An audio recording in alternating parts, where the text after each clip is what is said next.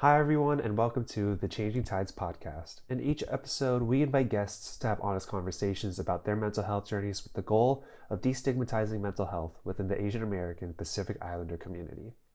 Due to the nature of the podcast, we'll be discussing a variety of mental health topics and possibly triggering experiences. While we and the majority of our guests are not trained professionals, we encourage you to practice self-care while listening and seek professional guidance if you or a loved one is in need of support. With that said, let's start the episode. Hi, my name is Linh Vo, and I describe my mental health journey as a series of small epiphanies alongside slow and steady progress.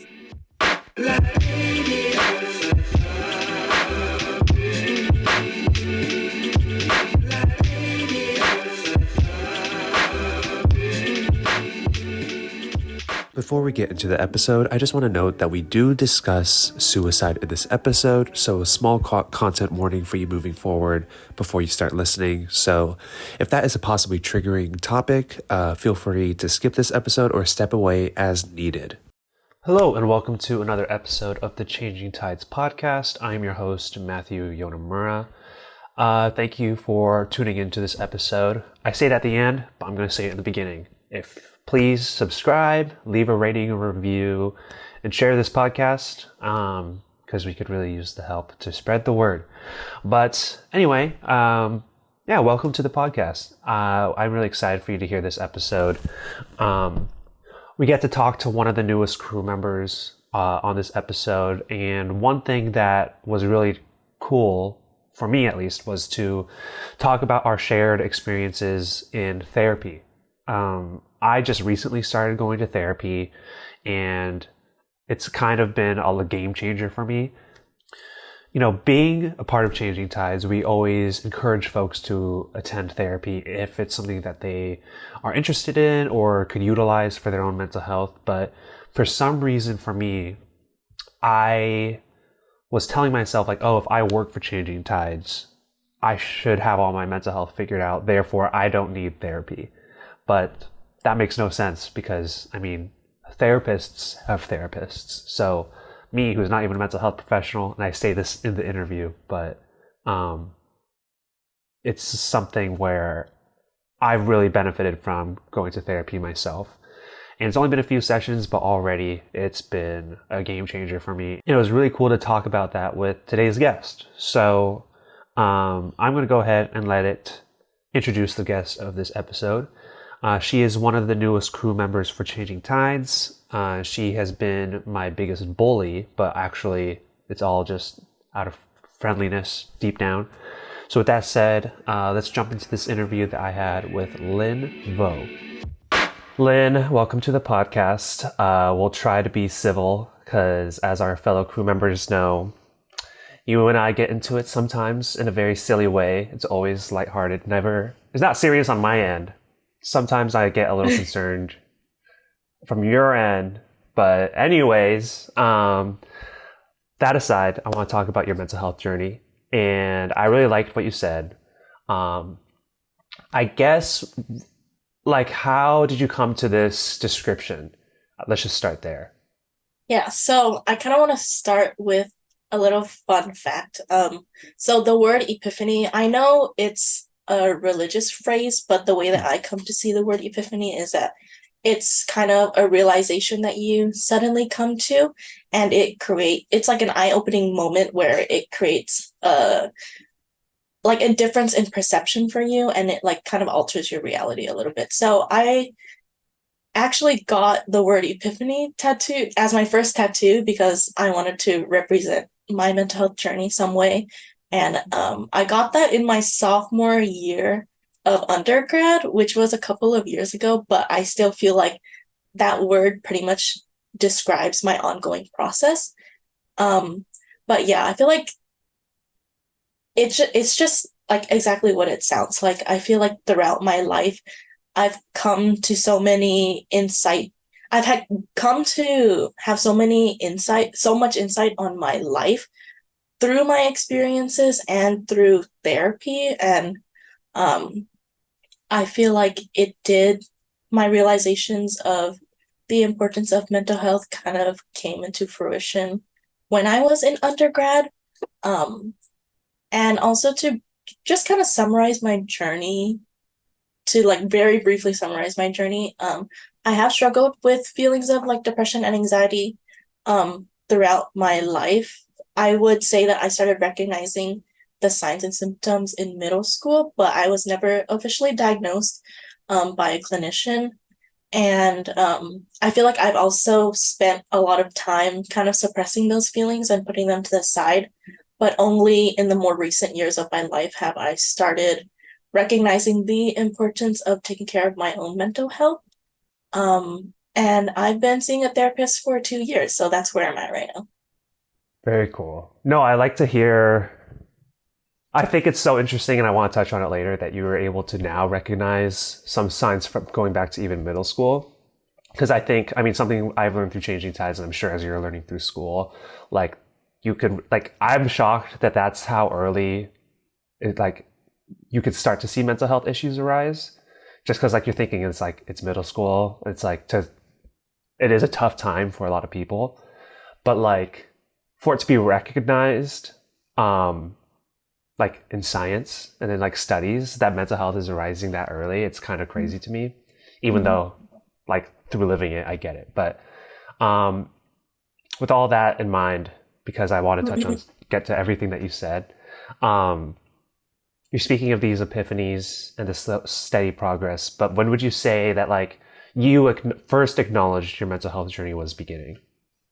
Yeah, I want to say middle school is when I first started recognizing the signs and symptoms of like the depression and the anxiety. Like you said, like that is a very hard period of time for a lot of people, and like it makes sense because it's the period of development where we're starting to realize that we want to like feel like we belong to a friend group, and friendships are very important to us, and we're going through puberty and we're starting to experience things like peer pressure. So scientifically I understand why like this period in my life was so hard for me, and like in hindsight it feels silly, but in the moment you kind of feel like everything's life or death, right?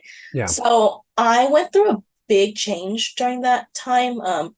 I was in public school and I was like in my last year about to graduate from elementary school, but some things happened within my family, so I had to, my mom enrolled us and we had to move to a private Catholic middle school. But I grew up Buddhist, so I felt Mm. a lot of identity crisis when I was there, and I had to make a completely new set of friends, as well as say goodbye to my old ones who I was never really able to keep in touch with. Mm. So it was a period in my life where I was struggling a lot with many different things due to that big change. And then it was also just combined with being in that developmental stage where friends are so important and you're starting to figure yourself out. So I feel like that's where I truly recognized in the present moment as like a child, where I fully recognized that meant like my I had mental health struggles, and at that time I didn't really know what to do with those struggles, and I feel like I didn't really know how to even begin how to cope until I got to college. Mm. Okay, so there's two things I want to stay on in this area. So I'm curious if even you as a Buddhist and then going to a Catholic school, when you're still like, as we've been saying, like it's middle school, it's a very impressionable time of change as well. Did that like religious education have any effect on mental health and like your idea of what might be the afterlife or your morals or anything like that? Did that make any impact in that regard? Yeah, it definitely made a significant impact in my mental health. Like overall, it was like a huge identity crisis for me because I Mm-hmm. grew up Buddhist. My family was practicing Buddhist in the house. I went to temple on Sundays. But then all of a sudden, like, I think like within my first couple of days of being there, I went to church because they go to church like once a week together while you're in school. Mm-hmm. And then I had to learn how to go through the mass, like when to kneel or what prayer Oh, to okay. say, listening to the sermon given at every mass, and like And because I was in the phase of life where a sense of belonging was so important to me, like I felt pressure to completely conform into this Mm, new ideology, even though in the back of my head I didn't fully 100% believe it. And there were many instances, I feel like, where this new ideology, this new religion, caused significant distress for me. Um, one of the times was like one of the times was when there was like they're very big on like anti-bullying, of course, because like Christianity is a religion that really values being good to your neighbor, and like I can understand that. But then they were so like the anti-bullying campaign was so it felt like I was being crucified. It felt like I was being interrogated. And uh-huh. I felt like as a child at that age, that level of interrogation and like sort of blaming Yeah. was very distress, caused significant distress for me. And then just other things like one time we had they like stopped class and everything, and then we had a presentation about how abstinence was the only way to go, and we didn't get any like sex education or anything. It was just like Mm-hmm. you need to be abstinent. And then they had us like I forget what age, I was like 13 or something, or 12, like sign like a little card that said, oh, will remain abstinent for the rest of my life. And that's crazy to Yeah. be feeding that information to young children. So those two are a couple examples amongst many of like instances where I was really questioning myself Yeah. and questioning my values, but at the same time kind of bearing it because I was like, no, I need to fully be a part of this school. Mm-hmm. Oh, one other big thing too was that I wasn't baptized. And a lot of these kids in the school grew up together, went through like confirmation classes together, were baptized and all that stuff. And when you go to mass, you receive the um, you receive communion, which is like a little cracker that they give you when you go up to the altar. The priest gives it to you, but I wasn't able to receive that because I wasn't Mm. Catholic, and it was very isolating and ostracizing for me because all I could do was go up to the altar and receive a blessing. But the way that they knew that you received a blessing and not the communion was that you put like your arms like this. So literally me and like maybe one other student would have to do that. And it was like incredibly embarrassing for me at that time. So yeah, that basically Wow. summarizes the experience. Wow. I can only imagine. I mean, that's tough. I mean, public school sex ed, at least for me in my experience, it's pretty minimal anyway to begin Mm-hmm. with. But then, like, I can only imagine being told that abstinence is the way to, like, is the only way to go. When, for one, I don't even know if I really knew what that meant in middle school. No. So I'd just be like, well, what does that mean? And then do they even, I would be curious, like, if they even told you what that means. Do they really? No, not Okay. really. Weird. Okay, so I mean, there's so many layers to it, but like, I could only imagine what that's like, especially as your body is changing so much. Mm-hmm. But then, yeah, I mean, I that just sounds like it sounds like an A24 movie bound to happen. I don't know about coming of age. It just sounds very tough. But Mm-hmm. one other thing about this middle school time, which I find so interesting, is that you were able to acknowledge that was like the beginning of your mental health journey so early. I think like I think these are difficult times, but I don't think kids usually know that that's considered mental health or what mental health is. So like, did you have an awareness of like vocabulary of like, oh, this is like me feeling depressed, or did you just kind of know that you felt something wrong? I did Hmm. because this is kind of corny, but this was a time where Tumblr was very Mm. huge, and Yeah. I feel like Tumblr gave me the vocabulary and the tools to know what I was going through, but Tumblr was also kind of a double-edged sword because I feel like on Tumblr people really romanticized depression and struggling.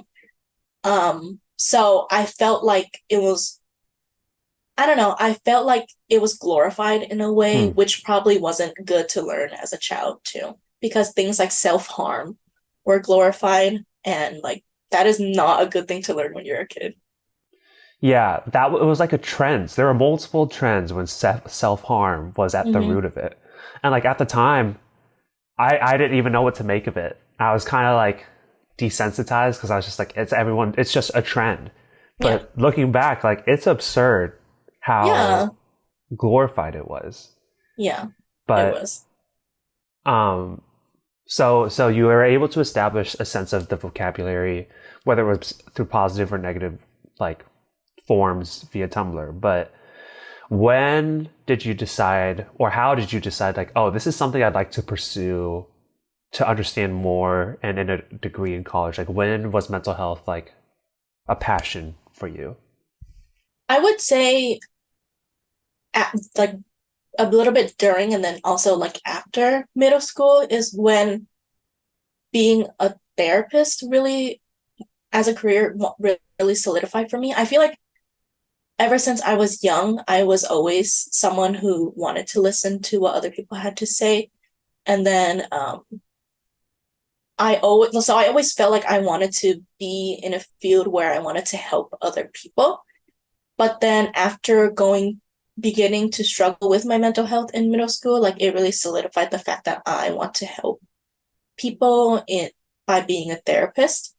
Um, and then it wasn't until further down the line where I really solidified like what kind of clinician I want to be. Got it. So throughout like high school, were you able to take like I think AP psychology was offered at my high school. Were you able to take those courses, or like how did you kind of learn more about the field at an early age? Yeah, so I knew my school was pretty good at like we had like career services, and they also did a lot of workshops on like how to get into college and what to even how to even begin thinking about college and a career. So I knew pretty early on, like I want to say freshman, sophomore year, that I needed to go into psychology in order to pursue a career as a therapist. Hmm. That's why I say I'm kind of lucky because I pretty much went straight through with my goals and my dreams to becoming a therapist. And I'm still very young, so I think I consider myself very lucky. But um, yeah, I had knew I needed to go through psychology, but my school never offered an AP psychology course. There was this one teacher that really wanted to and kept pushing for it, but it never got approved.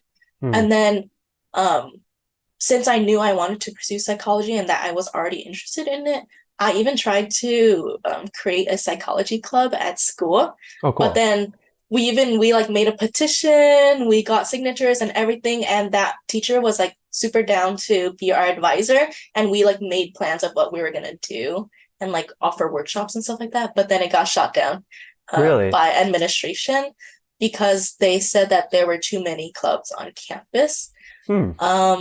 I did not really believe that, and I was very, very disappointed. But I didn't actually get a lot of exposure to psychology in high school. Okay. Yeah. So when I'm going to add another question in here then. When you start your education in psychology, what was like, was there anything that shocked you in like, oh, like I was expecting this to be different, or I was expecting to learn more directly in therapy or anything like that? Or like, what was it like once you finally were able to explore the field? Yeah. I mean, I wasn't really surprised by anything, just because my heart was dead set on pursuing this Uh career huh. field. So I was like super ready for whatever was coming my way. Um, if anything, the only thing that surprised me was how hard chemistry was in in college.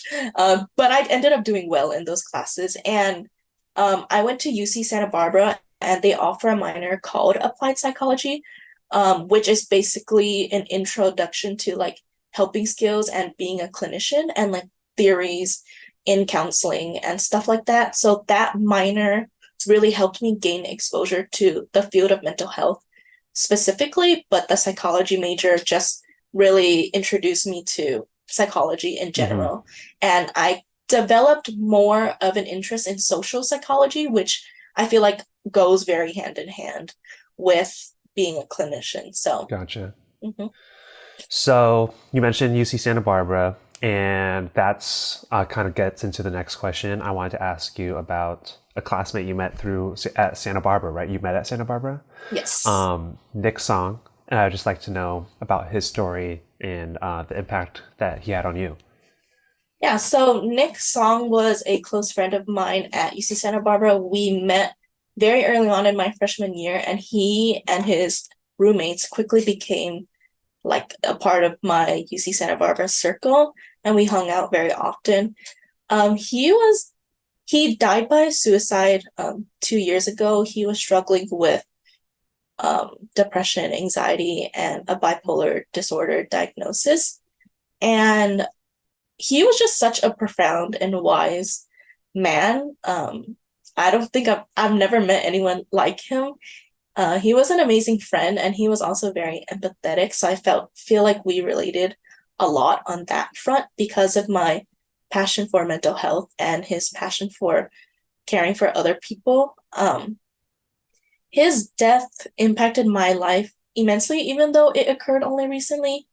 Um, Something that I always talk about is how I kind of got blinded by my goals and my career goals because I was always dead set on like I need to pursue this career goal. I need to do this, and then after this I need to do this, and then so then I felt like I never really stopped and paused in my life to like process, to think, to reflect. Basically, I never stopped to smell the roses. It was Mm-hmm. always like constantly like you need to study super, super hard to do well in this test so you can get into grad school, and like always thinking like 5 steps into the future. Mm-hmm. So when he passed away, that was the first moment in my life where I was like, well, what am I doing? What's my purpose? Is this meaningful to me? And how can I add more meaning in my life now that I've experienced the impact of the death of someone that I truly cared and loved? And how can I remind myself of my purpose in life and bring back more motivation to my goals? Mm-hmm. Um, and I think it just really, if anything, his death really motivated me to pursue my choice of career with a lot more passion because I feel like my passion, although it was still there in the back of my mind, it kind of fizzed out because I was so focused on achievement and success, which was ingrained in my mind from my upbringing. So that pretty much that kind of summarizes the impact of that he had on my life. Mm-hmm. So one of the reasons why I ask is because that's kind of like what brought you to Changing Tides. So could you like tell the story of how that ended up, like Nick's unfortunate loss brought you to Changing Tides? Yeah, so the first time I heard of Changing Tides was through Nick Song's memorial. His family requested that instead of bringing like flowers or gifts, we instead donate to organizations that reflect the values that he cared about and like the things that he cared about. So there was an environmental one, and then there was Changing Tides amongst them. And Changing Tides like caught my eye because I've always had a passion for working with the AAPI community due to my experiences as a child with mental health stigma, which we can, of course, get into later. But that I feel like I was so focused on school and like working in the field and like getting internships and stuff that I never really put myself out there as a volunteer in what I was passionate about. So that was the first time that I heard about Changing Tides. And then um, Nick's family, they're so amazing because they truly kept in touch with all of Nick's close friends, and they're there for us all the time. So Bonnie knew that I was passionate about mental health, and she offered to help connect me to Changing Tides to see if there's any opportunity for me there. So she set up the first meeting with you and Margaret, and ever since then, we hit it off pretty much. And then I've been volunteering ever since, and more recently became a part of the crew. Yes, the first event where Lynn at the bar was sparked because we had you working our mimosa bar. But no, you are now Lynn on the crew who has been so helpful. Um, I I'm so glad that that was able to happen, and the environmental aspect of Nick was so cool because I didn't get to meet Nick. I only know of Nick's story because of Bonnie and Greg's support towards Changing Tides for the memorial. But like you became Lynette from the bar, but like I've become like the butterfly guy because all I ever talk about is the monarch butterflies that I try to rear and raise. But that was only started because of the 1 year anniversary of Nick's passing when Changing Tides was invited and Nick's family gave milkweed seeds to everyone. So I just one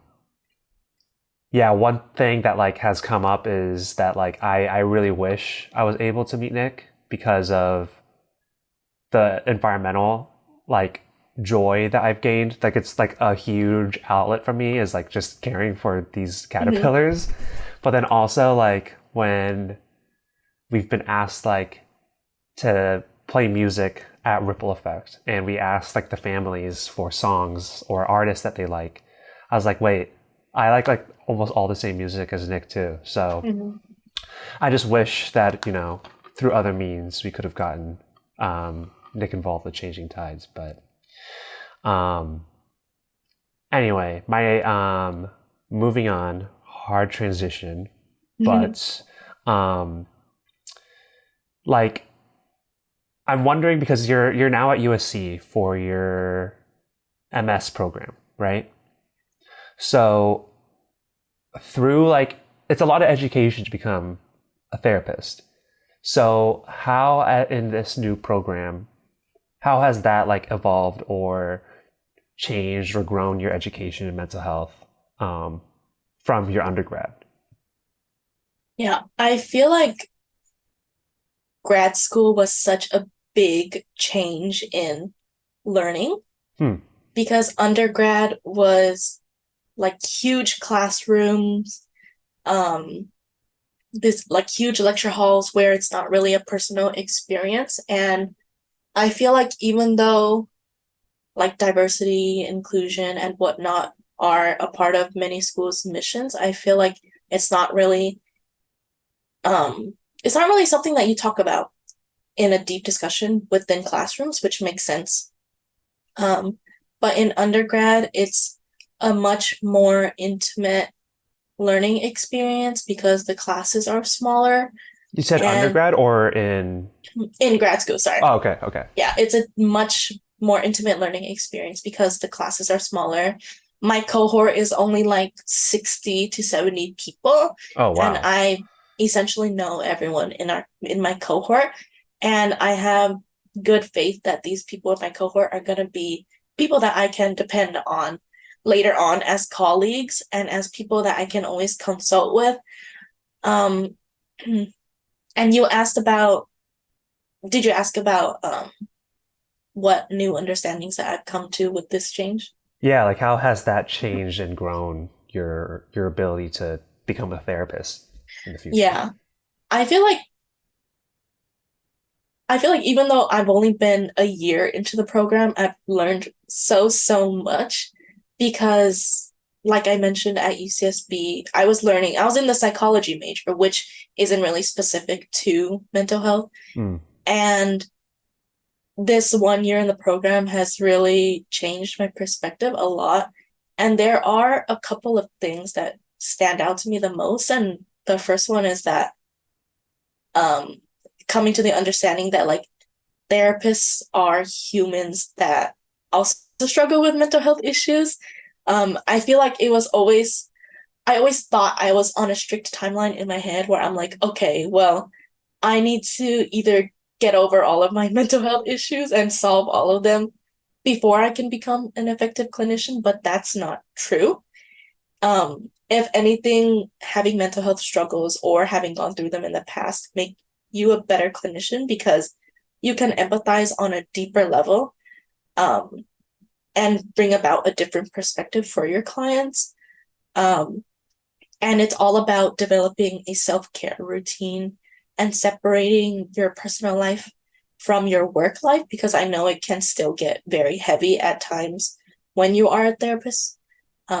So that's something that I learned. And also just the idea of trauma and how prevalent it is within everyone's lives. And like, I think a lot of people think that in order to say that you have trauma, you must have gone through one big single traumatic event, like a car Hmm. accident or like sexual assault or something like that. But that's not true because I truly believe now that everyone has trauma, whether big or small. It Right. doesn't matter, but everyone's trauma has led them to form like maybe like unhealthy coping mechanisms to certain things in their life, and everyone has something that they need to work through, and Hmm. that's why I always advocate for therapy, even if you're not struggling with something acute.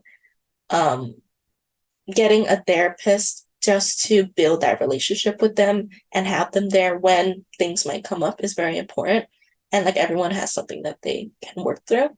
And something else that's really important, I think, too, is the idea of complex trauma, which isn't a diagnosis in the DSM-5, but it is something that is important, I feel like, because so many children, like complex trauma is basically where you go through repeated exposure to multiple different like traumatic events. So, and like that occurs frequently within our society for like children of color in underprivileged areas. Like they can go through like have you ever heard of adverse childhood experiences? Hmm.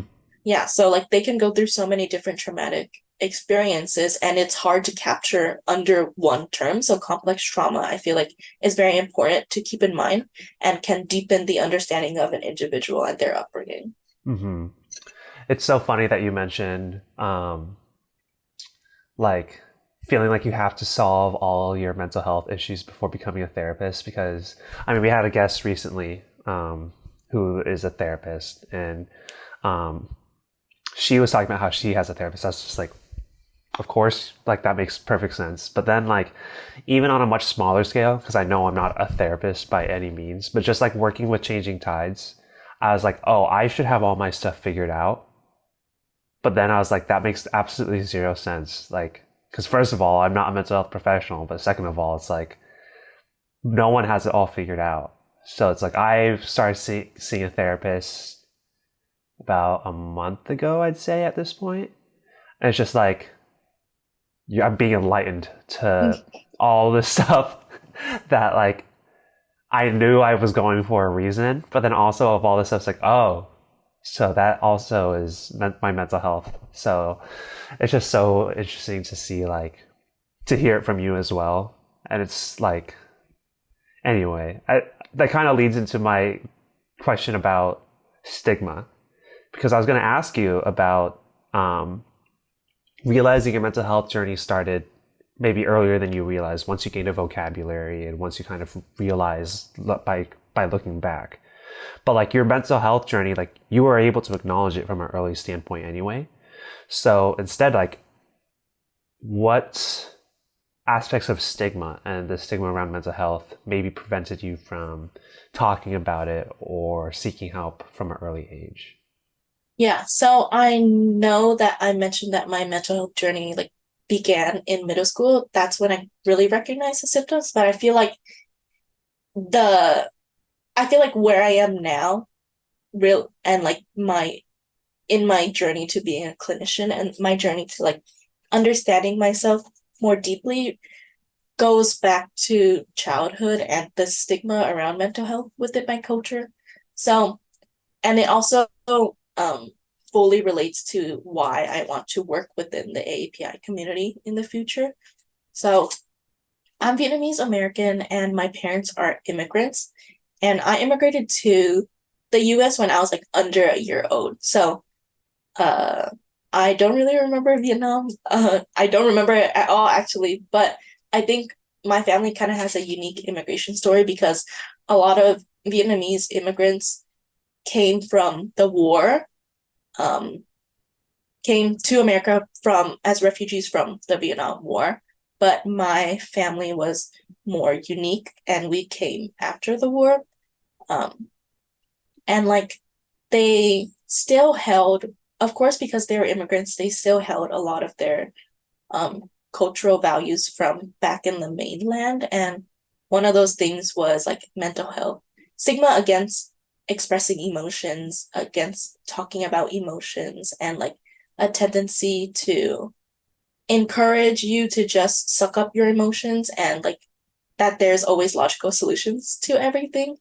And also ingrained into the reasons that my parents immigrated was pushing my sister and I to be successful. Hmm. And it was always ingrained in my head that I had to do whatever it was to be successful. And um, that also ties into like why I never really took a pause in my life, because that was like the value that I learned when I was younger. Um, but yeah, they like I've had early childhood experiences of like crying or being emotionally reactive to something and my parents like dismissing my feelings Hmm. and not allowing me to process it in a healthy way. And I feel like that's led to a lot of unhealthy habits that I'm still trying to unlearn to this day about like thinking that emotions are weak and not sharing my emotions with anyone or simply telling myself not to feel them and pushing them to the side. Um, I'm working on all of that now, Mhm. of course, but it's so deeply ingrained into me that like it's a very hard and slow and steady process. But that Right. kind of summarizes how I've experienced mental health stigma while I was younger, but I never came to those realizations until like late undergrad. Um, but then I think because because I'm so like I feel like I developed a strong sense of identity though in my culture. Um, so that's kind of what led me, plus the stigma, to want to work within this population later on. Hmm. Hmm. So, in terms of moving, as you move forward with changing tides and through school, how do you think we could close some of these gaps in mental health? I guess specifically among the AAPI community, um, to make people more aware, like that mental health does matter. Because I think we're getting there, like we're definitely improving things. But like, how do you think we could close the gaps within the AAPI community to mental health? Mhm. I think the work that Changing Tides is doing right now is exactly what needs to be done and what Mm. we need to just continue doing because change is very slow and steady. And there's a lot of things that we can't do since a lot of mental health stigma and mental health issues in general come from like systemic issues, societal issues. So what Changing Tides is already doing is more than enough. And but of course, there's always more to do. Hmm. Um, I feel like if anything, targeting the older Asian population, some kind of type of program to target the older population, because I feel like that's where a lot of the stigma is held. Hmm. Um, I think my generation is kind of paving the way. Your generation too is paving the way. I'm literally the same generation as you. Sorry, I thought you were a boomer. Okay. Well, anyway. Anyways, our generation is paving the way to like breaking down these barriers, and I think that's so amazing because so many people around my age are so even like high schoolers and middle schoolers that I know are so much more open to discussing mental health and so much more open to advocating for it. So by continuing what Changing Tides is doing and like adding more programs down the line, like we are already doing so much. Hmm. How old do you think I am? 100. Okay. So, in terms of what you're seeing, okay, in terms of like actually, what you're seeing in your personal life and school, like, how do you think? Well, you actually, I want to change this question. How do you think, instead of talking to the youth, because that's kind of what we're doing, but you said it was really important to talk to the older generations. How do you think we could reach them to discuss mental health? And like, how has it maybe worked in your personal life, or what advice could you maybe give to people outside of Changing Tides who want to help make this impact on the older generations? Hmm. Um, I feel like for me, in my personal experience, um, it's really hard to talk to the older generations because they're very stubborn about holding on to their values and not wanting to change. And I think recognizing that and accepting it, and also coming to the understanding that their lived experiences are also riddled with trauma, and understanding intergenerational conflict and intergenerational patterns as a part of the older generation's background too is very important, because as much as we create programs wanting to target change, for most older individuals, change is out of the question because Mm-hmm. of the way that they grew up. And I think that's something that I've come to realize with my parents.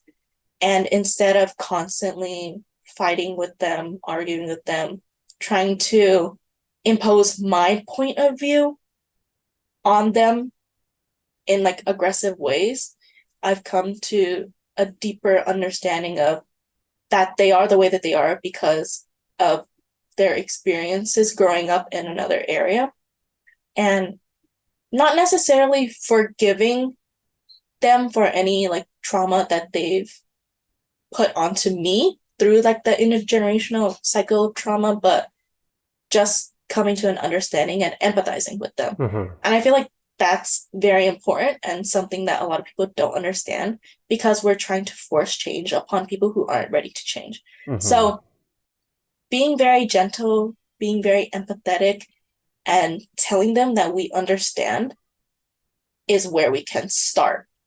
And Mm-hmm. then once they're ready to change, then we can move forward with that. Mm.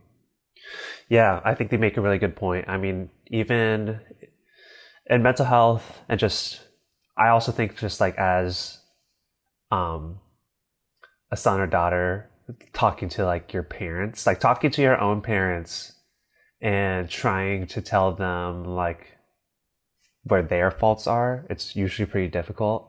I Mm-hmm. don't know if that's universal or if it's specifically within like the AAPI community, but like it's pretty difficult to like tell your parents or for them to hear where they are wrong.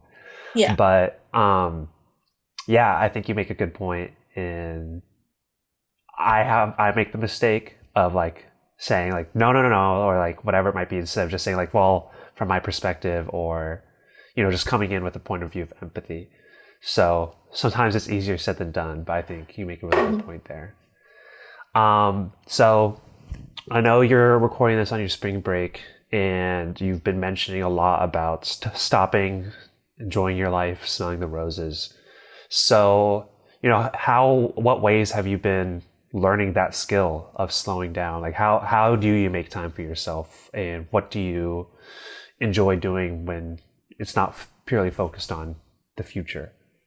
Yeah. It's funny because something that I've been working on my therapist is actually carving out time within my schedule and like scheduling it into my Google Calendar to actually give myself free time and relaxation time, and unlearning the guilt that comes with Mm, not having something to do that's like productive.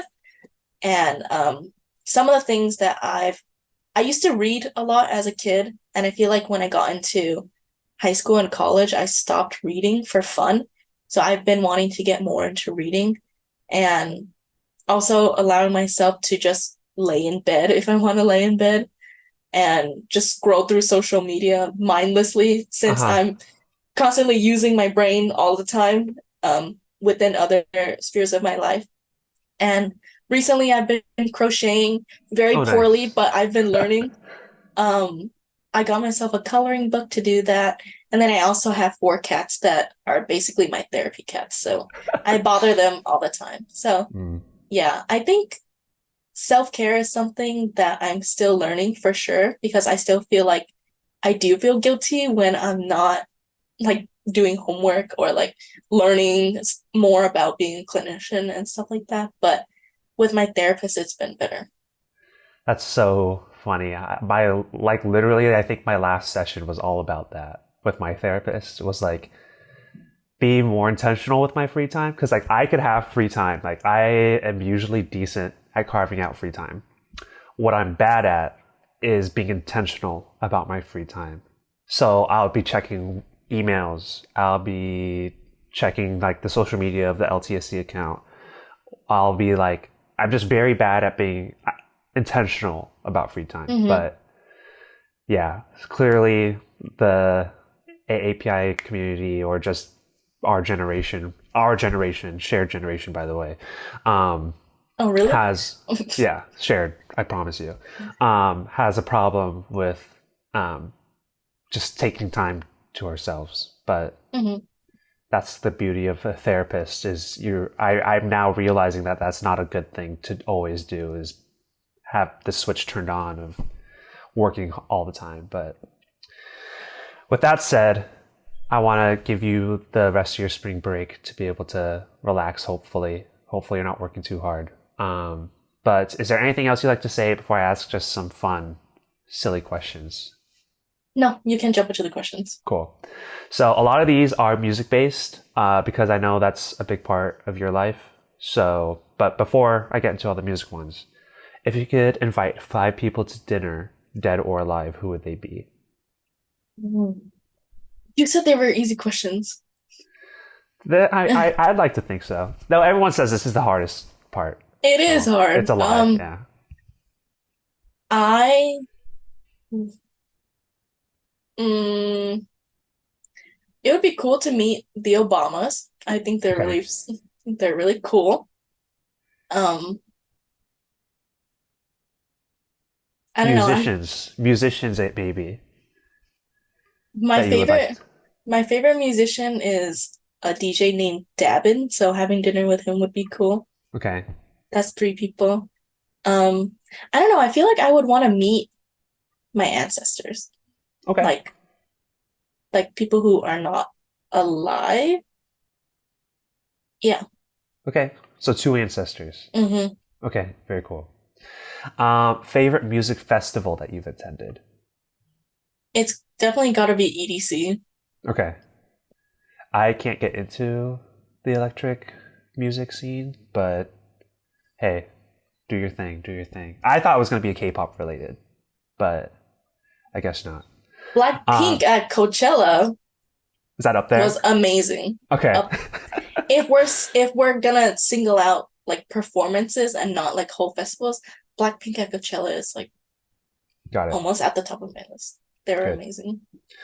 An artist that you'd like to see live that you have not been able to yet.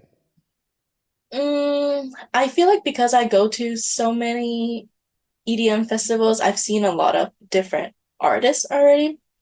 One artist I am looking forward to seeing and I will see this year is an artist called Knock 2.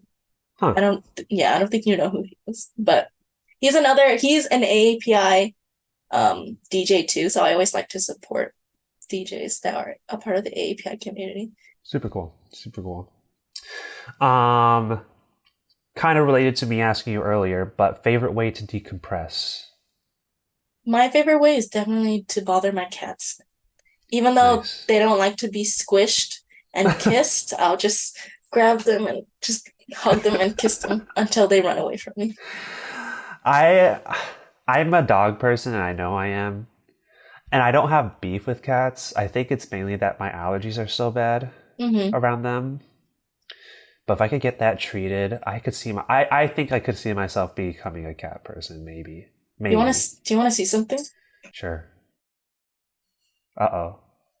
For the audio listeners, Lynn just rolled out of frame. I just see her Zoom background. And she came back with a cat. Which cat Oh, is this? This is Rascal. Oh my god, you can't see his face because of the background. Rascal. Is that okay? He's our baby. He's our baby. Oh, the youngest? That looks like a Yes. big cat. Well, he's almost a year old.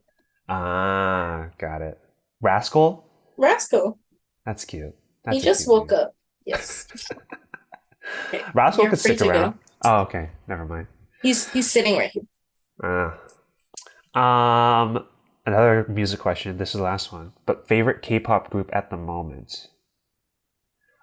And if this podcast for some reason goes viral and all the K-pop groups on Twitter hears that you're not picking their favorite group, I'm sorry. I don't have the ability to protect you from them.